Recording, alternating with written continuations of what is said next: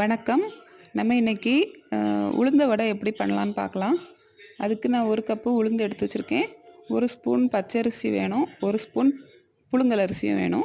இது எல்லாம் சேர்த்து நம்ம ஒரு 3 தண்ணி நல்லா கழுவிறணும். கழுவுனதுக்கப்புறமா இதில் நம்ம குடி தண்ணி விட்டு ஒரு 2 மணி நேரம் மட்டும் ஊற வைக்கணும். 2 மணி நேரம் மேலே ஊற வைக்காதீங்க. வடை நல்லா எண்ணெய் குடிக்கும். நல்லா ஊறினதுக்கு அப்புறமா உளுந்தில் உள்ள தண்ணி அவ்வளோத்தையும் நம்ம தனியாக வடித்து எடுத்துடணும். இப்போ நம்ம கிரைண்டரில் அது நல்லா ஊறின உளுந்தை மட்டும் இதில் சேர்த்து நல்லா அரைக்க ஆரம்பிச்சிடணும். தண்ணி வந்து அவ்வளோ தண்ணியை நம்ம முதல்ல ஊற்றக்கூடாது. தொளிச்சு தான் இந்த மாதிரி கொஞ்சோண்டு கையில் எடுத்து நம்ம எல்லா இடமும் சுற்றி ஊற்றணும். தொளிச்சு தான் இதை ஆட்டணும். உளுந்து ஒரு 3/4 வாசி அரைகிறது வரைக்கும் தான் நம்ம இப்படி தண்ணி தெளிக்க வேண்டிய அவசியம் இருக்கும். 3/4 வாசி அரைஞ்சிருச்சுன்னா அதுக்கப்புறம் நம்ம தண்ணி தெளிக்க வேண்டியதில்லை. அதுவே ஸ்மூத்தாக அரைஞ்சிரும். இந்த மாதிரி நல்லா பந்து மாதிரி கையில் குலுங்குற மாதிரி இருக்கும். எல்லாம் அரைஞ்சி முடிஞ்சதுக்கப்புறமா இதுதான் பக்குவம். இப்போ நம்ம எடுத்துடலாம். இனி நம்ம பொரிக்க ஸ்டார்ட் பண்ணிடலாம்.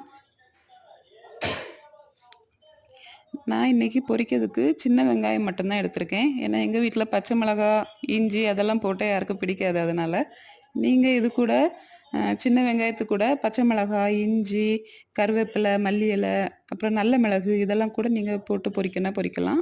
அது நல்லா டேஸ்ட்டாக தான் இருக்கும். அப்புறம் நான் உப்பில் வந்து ஒரு 2, 3 சொட்டு மட்டும் தண்ணி விட்டு மிக்ஸ் பண்ணி இது கூட நான் மிக்ஸ் பண்ணுறேன். ஏன்னா உப்பு அப்போ தான் நல்லா எல்லா இடமும் ஈவனாக படும். அதுக்காக இப்போ நான் உப்பெல்லாம் போட்டு இதை நல்லா மிக்ஸ் பண்ணி எடுத்துட்டேன். இனி நம்ம தேங்காய் எண்ணெய் நான் அடுப்பில் வச்சுருக்கேன். இரும்பு கல்லில் தேங்காய் எண்ணெய் ஊற்றி அடுப்பில் வச்சாச்சு. இப்போ நம்ம இதில் சென்டரில் ஹோல்ஸ் போடணும். அதுக்காக நான் வந்து ஒரு சின்ன கிண்ணம் எடுத்திருக்கேன். அதில் கொஞ்சம் தண்ணி நனைச்சிட்டு அதில் ஒரு கையளவு மாவு எடுத்து வச்சுட்டு சென்டரில் ஓட்டை போட்டு சூடான எண்ணெயில் போட்டாச்சு. எண்ணெய் வந்து ஃபுல் தீயில் இருக்கக்கூடாது. அதே போல் சிம்லையும் வைக்கக்கூடாது. மீடியம் ஃப்ளேமில் வச்சுக்கணும்.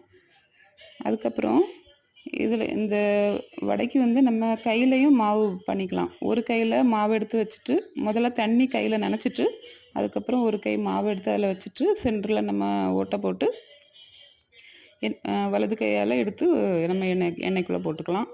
இது எனக்கு ஈஸியாக இருக்கும். நான் இந்த மாதிரி தான் பண்ணுவேன். இப்போ நல்லா பொன்னிறமாக அழகாக வெந்துருச்சு. இதை நம்ம இப்போ எடுத்துக்கலாம். இதை நம்ம குட்டி குட்டியாக இந்த மாதிரி போண்டா மாதிரி கூட போட்டு எடுத்துக்கலாம். பிள்ளைங்களுக்கு இப்படி பொடி பொடியாக போட்டால் பிடிக்கும். இப்போ இது ரெடி ஆயிடுச்சு. இது நல்லா டேஸ்ட்டாக இருக்கும். இதை உடைக்கும் போதே நல்லா முறுமுறுன்னு சவுண்டு கேட்குது. ட்ரை பண்ணி பாருங்கள்.